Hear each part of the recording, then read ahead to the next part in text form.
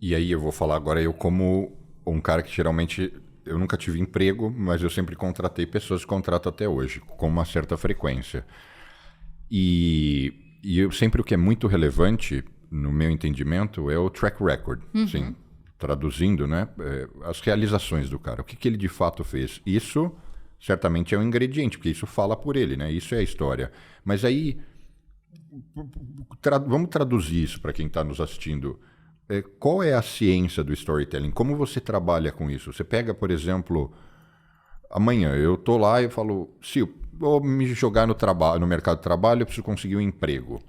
E aí você provavelmente vai me entrevistar ou querer me conhecer e eu te conto a minha história. E aí você vai dizer, Bruno, sua história é legal, mas a gente precisa empacotar e arrumar isso diferente. É isso que é o trabalho do storyteller? Eu não sei, é assim que se define? Então, é muito bom ponto. É isso o trabalho de uma maneira muito resumida. E aí eu vou tomar a liberdade de discordar de você que o track record é a história. O track record é só...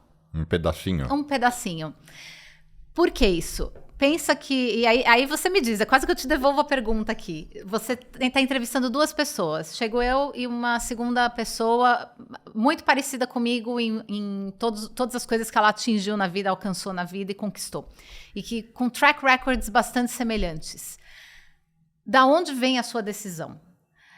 Porque se eu falar, eu movimentei X bilhões e trouxe não sei quantos clientes para essa área aqui, e é uma área importante para você. A segunda pessoa vai dizer uma coisa semelhante, eu movimentei bilhões nessa outra área que é importante para você. Aí você vai ficar pensando, nossa, quem que é melhor? Qual das duas é melhor? De quem que você vai lembrar? Eventualmente, à noite, quando você chegar em casa e for conversar a respeito, pedir opinião da sua mulher, você vai falar, puxa, qual das duas? Eu nem lembro, qual das duas que fez isso? A gente não tem a memória exata de tudo que cada um fez. Mas você vai lembrar se eu te contar uma história boa a respeito. Se eu empacotar isso de uma maneira, você olhar e falar, quando a Sil entregou isso, olha a história que ela conta por trás, olha como ela chegou naquilo, qual foi o jeito que ela resolveu o problema. Então, o que levou ela a mover esse dinheiro ou mover ou trazer esse número de clientes e o que levou ela a fazer sucesso. Mas eu não sei se é feio falar assim, mas então é o jeito que a pessoa se vende. É ajustar o discurso. Autopromoção. É isso mesmo. E não é feio. Tem uma coisa que a gente tende a achar, isso é muito brasileiro. Como você falou sobre brasileiros aqui, eu te falo, é muito brasileiro a gente achar que a autopromoção é uma coisa ruim. Existem jeitos e jeitos de você se autopromover. Uma coisa é uma autopromoção vazia, uma autopromoção simplesmente para eu estar ali fazendo sucesso e eu ser bom naquilo que eu me mostrar bom naquilo que eu quero vender. A outra é eu realmente ser boa em determinadas coisas. Por que eu não posso me autopromover? A gente que mora aqui nos Estados Unidos, a gente sabe que o americano e os Estados Unidos, na verdade, é o país com a maior cultura individualista do mundo. O que significa isso? O americano, desde cedo, é criado para falar, eu fiz, eu aconteci, eu realizei, eu sou. O brasileiro, como parte da cultura latina, é parte de uma cultura coletivista. Nós somos criados como nós. Então, dificilmente, a gente vê isso muito assim, nós fizemos, nós realizamos, nós.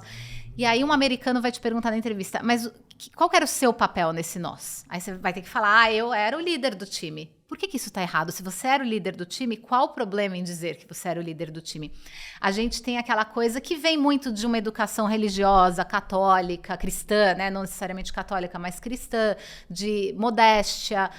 E não é falsa modéstia. A gente, assim, principalmente as mulheres se sentem muito mal. Eu acho essa palavra muito... assim, perfeita, é modéstia. É modéstia. Mesmo. É tão comum, e eu me incluo nisso. Eu não quero soar arrogante, não é isso.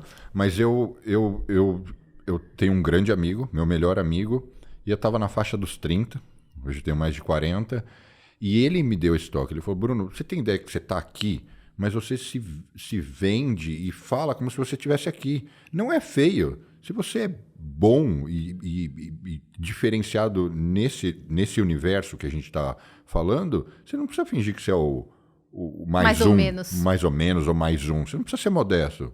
Você tem que dizer, e não é também ser arrogante. É porque eu sou porque eu sou. Eu sou porque eu fiz, eu sou porque eu consigo. Porque daí você tem o track record. Então, o track record é o que a gente chama de razão para acreditar, né? O reason to believe. Por que ele é bom? Porque ele tem esse track record. E olha que isso que eu acabei de falar dessa interação com meu amigo era muito mais um comprometimento psicológico meu. E aí eu falo, nossa, e a Sil está estudando psicologia. Então, mas desculpa que eu te interrompi. Não me interrompeu. Eu estou estudando psicologia justamente por isso. Você sabe que essa experiência que você passou com seu amigo é justamente a minha consulta diagnóstico com a maioria dos meus clientes. Então, um prospect chega para mim e fala, Sil, eu estou com esse problema, eu sou essa pessoa, eu estou procurando emprego, minha história é caótica, minha história eu faço isso, faço aquilo, já fiz de tudo um pouco nessa vida, já trabalhei nisso, naquilo, como que eu conto isso de uma maneira legal? Normalmente essa pessoa tem um problema de autoestima e da maneira como ela se coloca. E eu comecei a perceber que essa era uma constante. E principalmente, Bruno, eu sei que você se colocou aqui como um exemplo, eu te agradeço colocar isso como exemplo, porque é difícil um homem ser vulnerável a ponto de colocar esse tipo de... Falar, poxa, eu tinha essa modéstia e tudo mais, eu tinha dificuldade. A maioria das vezes isso é uma mulher. As mulheres são criadas para não falarem bem delas mesmas, elas têm que falar bem das outras. Elas não falam bem delas mesmas porque é feio, porque... Existem dados que comprovam que mulheres que falam bem delas mesmas são isoladas pelas outras mulheres. As outras mulheres olham e falam, tem alguma coisa errada com ela. É metida. Não é legal. É muito arrogante. Então, as mulheres tendem a não fazer. Então, a maioria das pessoas que chegam para mim com este tipo de problema, elas têm problema de autoestima. E aí, na minha cabeça foi, eu tô fazendo um coaching, um trabalho com essas pessoas, mas se eu for ser simplesmente uma coach, for me certificar em coaching, eu vou ser mais uma que tá ali ajudando a pessoa dentro daquela posição, dentro daquela empresa. Quando o problema que a pessoa tem é um problema pessoal, ele não é um problema profissional. Quando a gente tem problema de autoestima, esse problema respinga em várias áreas da nossa vida. Então, respinga, às vezes, para encontrar parceiros. Se é uma pessoa que tem dificuldade, pode acontecer. Mas olha que interessante, já vou aqui transformar isso numa consulta pessoal. Eu era muito confiante, mas eu fui criado de um modo que a minha orientação foi o seguinte, é feio. Você não precisa chegar e falar que você é o foda, que você é o melhor. E eu concordo em algum grau, mas eu traduzia isso me rebaixando, falando que eu era mais um biscoito lá no pacote. E o que acontece quando a gente faz isso? Bom, estudando psicologia eu fui aprender. Não só a gente se comportar dessa forma muda a nossa conduta no mundo. A gente falar, a história que a gente conta pra gente mesmo sobre quem nós somos muda o nosso cérebro. Os algoritmos do nosso cérebro... O seu cérebro funciona da seguinte maneira. Pensa que seu cérebro funciona com vários algoritmos acontecendo, as sinapses acontecendo. Então, tem aqui um input, e aí tem uma cognição que gera uma emoção. E através disso, você vai ter um comportamento. Isso que eu desenhei é uma bolinha com uma flechinha e outra bolinha. É uma linha reta. Nós não temos isso. As nossas linhas são quebradas. Nossos algoritmos são quebrados por causa de bias, de vieses cognitivos, por causa de falhas. Não estou dizendo que seus pais falharam com você, mas são falhas na criação no sentido cultural. A nossa criação foi, não podemos falar bem da gente mesmo. Não podemos, então, essa é uma falha de criação. Então, qualquer coisinha, harassment, né, discriminação, assédio. Abuso, assédio, tudo isso quebra essa linhazinha. Então, a gente fica com algoritmos quebrados. Então, o que acontece? Toda vez que você tiver um input, que, vamos dizer, o input nossa, eu venci nessa prova, você é um esportista, eu venci nessa prova. Nossa, eu estou muito orgulhoso de mim mesmo. Ai, mas a minha mãe ou a igreja falou que eu não posso, isso é feio, eu não posso ficar me gabando, então eu não vou me gabar. Então veio quebradinho aqui, aí a emoção que te gera é resignação. Estou chutando uma emoção aqui, resignação, vou guardar isso para mim. E aí, como você se comporta? Você se comporta eventualmente como uma pessoa que tem muito orgulho de você, mas não sai falando, então você fica quietinho, mas aí um momento você vira e se gaba muito perto de outros homens para poder se mostrar. Você chega perto de uma mulher, você não faz tanto. Enfim, a gente fica estranho, a gente não se comporta do jeito que a gente deveria. Quando é normal você ser um vencedor, você celebrar a vitória e você poder dizer para todo mundo, sim, eu venci. Então, o meu trabalho na psicologia, em entender o ser humano, é muito para tentar ajudar a fazer essas quebradas ficarem mais retas e a gente ter emoções e comportamentos que sejam condizentes com o input que a gente tem externo e com os próprios inputs internos que a gente tem. E como não soar... Porque tem um limiar aí que você pode ultrapassar o equilíbrio e você pode, de fato, se tornar um cara um nojento, um metido, um arrogante.